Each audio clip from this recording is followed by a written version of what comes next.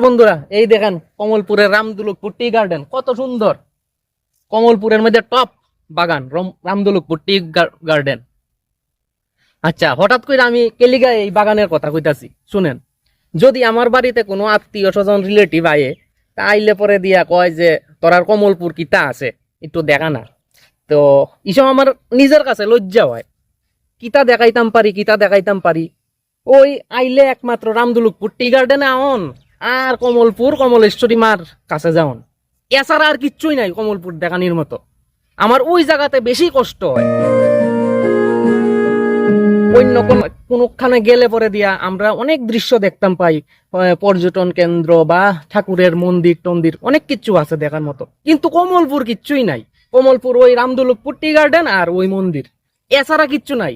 এতকান কুইরাই কইছে কুইরার মনের কথা যে আমরা কমলপুরে মিজে কিচ্ছু নাই, এক রামদুলপুর বাগান ছাড়া আর কমলেশ্বরী কালী মন্দির ছাড়া। আমার বাড়িতে যদি কেউ বেড়াইতে হয়, আমার মামার তো ভাই, জেঠার তো ভাই, বা যে কোনো কেউ আমার বাড়িতে বেড়াইতে হয়, আইলে পরে তো আমার কইব ভাই চল তোরা কমলপুরটা একটু ঘুরাই আন, দেখি তোরা কমলপুর কিতা কিতা আছে। এই জায়গাত মানে বেতলা লজ্জা লাগে যে আমার কমলপুরে মিজে কিচ্ছু নাই, আমি কেউরা দেখামো কইরা কিচ্ছু নাই। তারা কেন ঘুরতে গেলে দেখা যাচ্ছে অনেক কিছু জিনিস আছে দেখার মতো, কিন্তু আমরা কমলপুরও এক রামদুলপুর বাগান আর এক কমলেশ্বরী কালী মন্দির ছাড়া কিচ্ছু নাই।